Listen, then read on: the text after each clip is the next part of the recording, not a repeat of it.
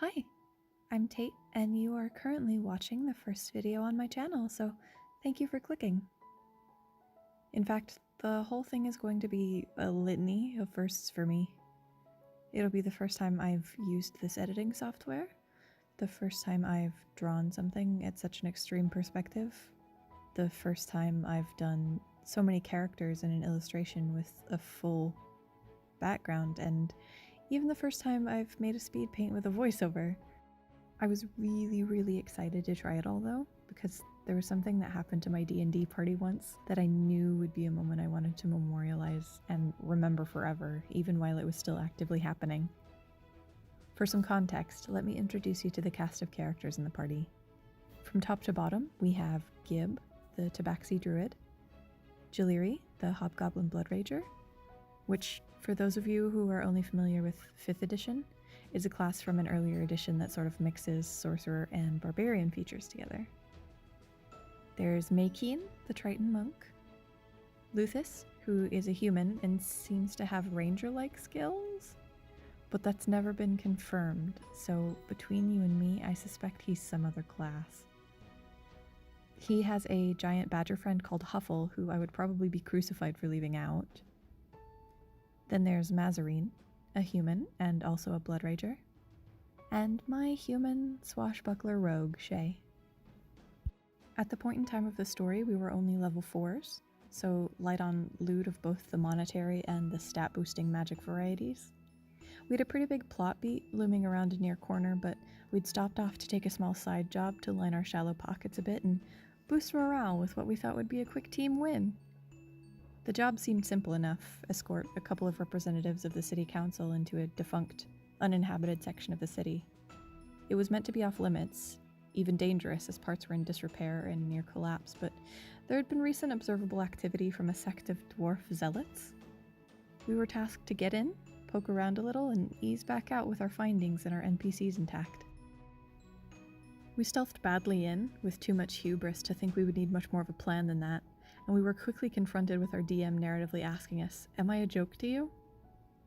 The city was patrolled by constructs of some kind, automaton guards with only one objective, and it was quickly deduced that said objective was to stop trespassers by any means necessary. Our attempts to hide mostly failed, as a couple of expert fumbles resulted in buildings crumbling around us, drawing the constructs directly to our location. And one short, pathetic attempt at combat was had, but as one might imagine, these guards were built Ford tough, and had resistances or immunities to just about anything our low-level, low-magic party could throw at them. We turned tail and ran for it, which is really saying something because this party is stubborn, and we would probably try to weather almost anything. Which is why we didn't just leave the area and tell the city council the place was overrun and that they would need serious reinforcements. We wanted the loot, and we wanted the glory. And we wanted the team win, so we continued to skulk around and gather hints about goings-on, picking up some valuables from abandoned sites, and attempting, mostly unsuccessfully, to duck the construct constables by employing distraction tactics and more organized movements. Still, they were never far behind, and we found ourselves in a temple to Moradin, with panic building and ideas for escape narrowing. A handful of us volunteered to quickly scout ahead, and whisked up the shaft of a lift to seek out alternative routes and maybe avoid ground level, but the few who went up that fateful clock tower came nose to nose, cartoonishly, with automatons lying in wait like tigers ready to pounce. Shay is Dexy. She avoided getting snagged, and Jiliri is strong as an ox and isn't easily pushed around. But Gib. Poor Gib. He got mixed up in a fray and tumbled into the gears of the clock. With some quick thinking on his part, he reacted by shrinking into a mouse and was able to avoid a lot of squishing and grinding, but to those of us witnessing, the fear and panic of losing a party member already made things start to unravel.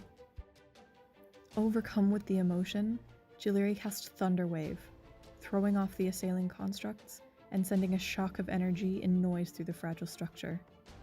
The clock had begun to grind to a halt, the gears struggling to churn. The place was going to collapse or blow up.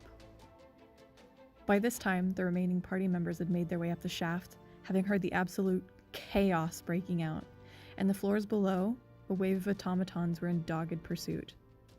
There was no going back now. The exit was blocked.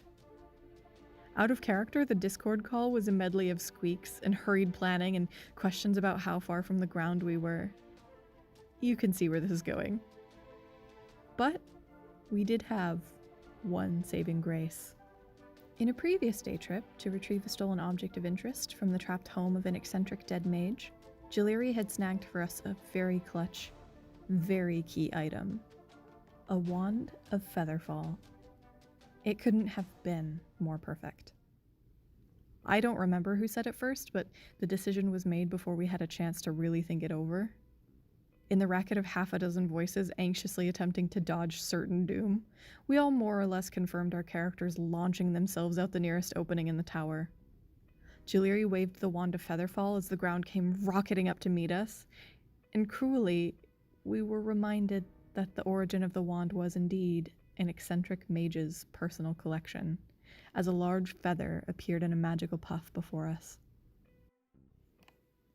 For anyone who's a veteran to the game, or anyone who plays 5th edition regularly, you probably already know why Featherfall would have been the perfect spell for the moment.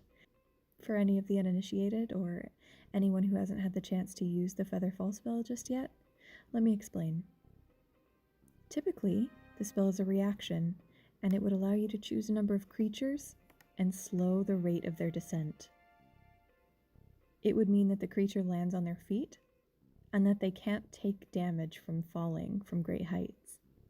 What we got instead was a wand that gave us a falling feather.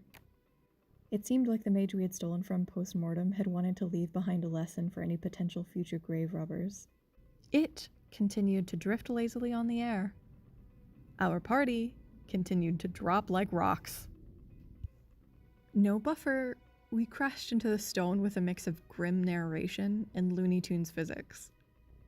Luckily, I think our DM was really rooting for us and didn't want us to TPK that day. I'm convinced that even as he laughed like a mad genius at us falling so expertly for his wand con, he had a soft, generous spot for us that allowed us to take only enough damage for the lowest in health of us all to fall unconscious. Soon rectified by some healing from Gib. Miraculously, we did manage to stumble away from that comedy of errors through the rest of the mission and back up to claim our reward, which may not have been the most clean success story, but we're a mostly glass half full kind of party. Plus, at the end of the session, we leveled up to 5. Personally, I'm impressed with us. You could probably tell, but I really love this campaign, and I really love the people I play it with, so as much as I use this as a way to experiment and try new things, more than anything, this drawing was a tribute to those people and a way to say thank you for all the hijinks. And of course, thank you to anyone else who watched this far. I don't precisely know what's coming next for this channel, but if you're interested to find out with me what that could be, why not subscribe? Until then, take care.